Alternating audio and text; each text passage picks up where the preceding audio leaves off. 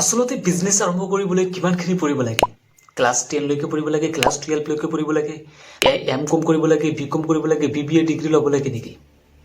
আজিৰ সেই বিষয়বস্তুবোৰ জানিবলৈ চেষ্টা কৰিম। আচলতে বিজনেছ ষ্টাৰ্ট কৰিবলৈ কিমানখিনি পঢ়া প্ৰয়োজন আৰু কিমানখিনি পঢ়া বাধ্যতামূলক কৰিবই লাগিব আৰু সেইবোৰৰ বিষয়ে আলোচনা কৰিম। আহক একেলগে আলোচনা কৰোঁ, ভিডিঅ'টো ষ্টাৰ্ট কৰোঁ। এই ক্ষেত্ৰত কিছুমান মানুহে ভাবে যে যিসকলে বিজনেছ ষ্টাৰ্ট কৰিছে তেওঁলোকে কলেজ ড্ৰপ আউট কৰিছে, কিছুমানেতো একেবাৰে কলেজত যোৱাই নাই, তেওঁলোকে বিজনেছ ষ্টাৰ্ট কৰিছে, অলপ কিবা পঢ়িছে আৰু তেওঁলোকে ডাঙৰ বিজনেছ ষ্টাৰ্ট কৰি এতিয়া বিজনেছমেন ছাকচেছফুল। আৰু সেইটো কেনেকৈ হৈ আছে? আৰু কিছুমানে পঢ়ি আছে, পঢ়ি চাকৰিৰ আশাত বহি আছে, এনাৰ্জি নাই, এনাৰ্জি লছ হৈ গৈছে, মনৰ দুৰ্বলতা আহি পৰিছে, কি কৰিম ভাবিব পৰা নাই, ডিগ্ৰী কৰিছে। কিন্তু আজিৰ বিষয়টো হৈছে যে একচুৱেলি বিজনেছ ষ্টাৰ্ট কৰিবলৈ কিমানখিনি প্ৰয়োজন আৰু ৰিচাৰ্চ কৰিছোঁ আৰু মোৰ পাৰ্চনেলি কিবা আপোনালোকৰ লগত শ্বেয়াৰ কৰিম। অ'কে, প্ৰথমটো হৈছে ক্লাছ 10-12 লৈকে পঢ়িব লাগে।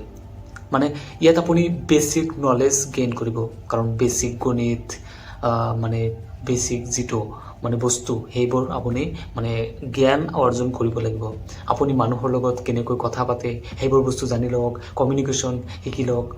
এইবোৰ বস্তু ক্লাছ 12 লৈকে আপুনি ভাল পৰিমাণে এটা জ্ঞান অৰ্জন কৰিব পাৰে। আপুনি যদি ভালকৈ পঢ়ে, মানুহৰ লগত কেনেকৈ কথা পাতিব লাগে, সাহস ভিতৰৰ পৰা আহে, কনফিডেঞ্চ আহে যে মানুহৰ লগত কথা ক'ব পাৰিম আৰু কমিউনিকেশ্যন ভালকৈ কৰিব পাৰিম। কমিউনিকেশ্যন আপুনি যি ভাষাত, অসমীয়াত, বাংলাত, হিন্দীত, ইংলিছত, সকলো ধৰণৰ যিকোনো কথা আপুনি কমিউনিকেশ্যন কৰিব পাৰে। পঢ়িলে মানুহৰ মগজুটো মেল খাই যায় যে কি কৰিব লাগিব, কনফিডেঞ্চ বাঢ়ে আৰু সকলো কামত সাহসিকতা আহে, আৰু সেইটোৱেই মেইন।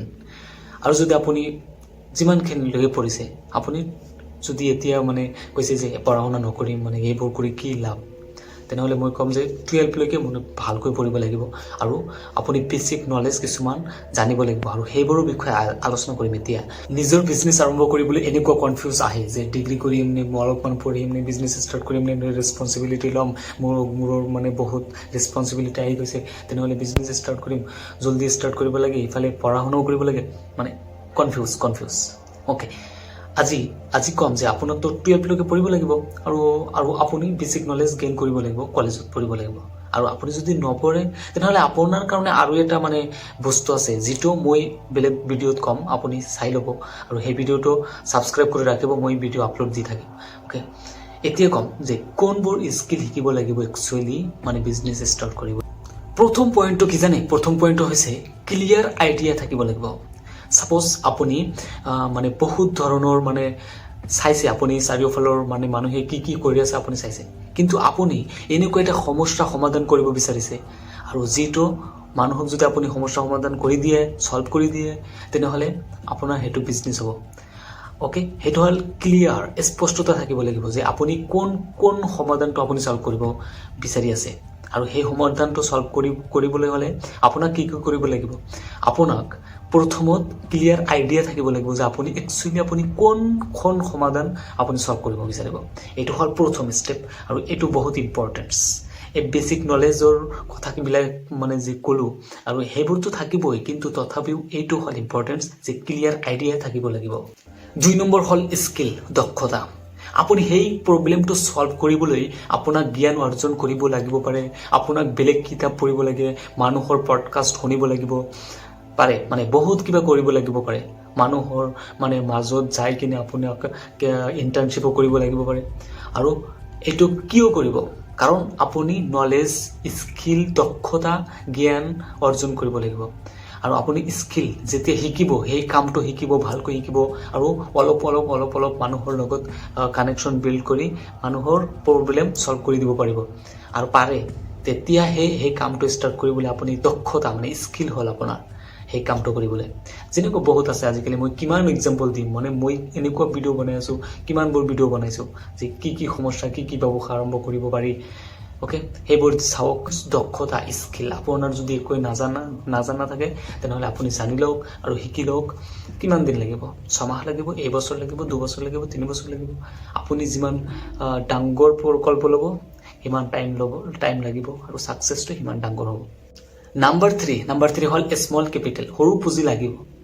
ছাপ'জ আপোনাৰ ইনভেষ্ট মানে আমি জানো যে আমি এটা মানে ইলিউজন মানে তৈয়াৰ কৰি লৈছোঁ যে মূৰত যে বিজনেছ মানে ডাঙৰ লাখ টকা ইনভেষ্ট কৰিব লাগিব, তাৰপিছত মানে একেবাৰে মানে গাড়ীত এনেকৈ বহি থাকিব, এনেকুৱা নহয়।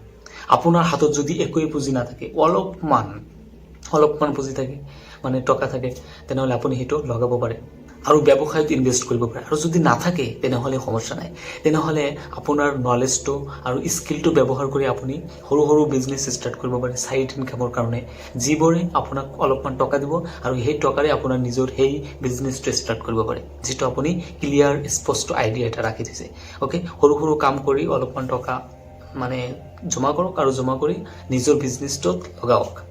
একেবাৰে লাষ্টৰ পইণ্ট আৰু যিটো হ'ল বহুত ইম্পৰ্টেঞ্চ, আৰু ইয়াৰ আগতে আপোনাক এটা সৰু ৰিকুৱেষ্ট, মোৰ চেনেলত যদি নতুন হয় তেনেহ'লে ছাবস্ক্ৰাইব কৰি ৰাখিব আৰু যদি ভিডিঅ' ভাল লাগে তেনেহ'লে লাইক কৰি দিবলৈ নাপাহৰিব। 4 নম্বৰ পইণ্টটো হ'ল সাহস থাকিব লাগিব, কাৰেজ টু ষ্টাৰ্ট। আপোনাৰ স্কিল আছে, আপোনাৰ স্কিল আছে, আপোনাৰ ক্লিয়াৰ আইডিয়া আছে, আপোনাৰ টকাও আছে, কিন্তু আপোনাৰ সাহস নাই। আপুনি কেনেকৈ ষ্টাৰ্ট কৰিব মানে সাহস পোৱা নাই, তেনেহ'লে আপোনাক ক'ম যে আপুনি এটা মেণ্টৰ বনাই লওক।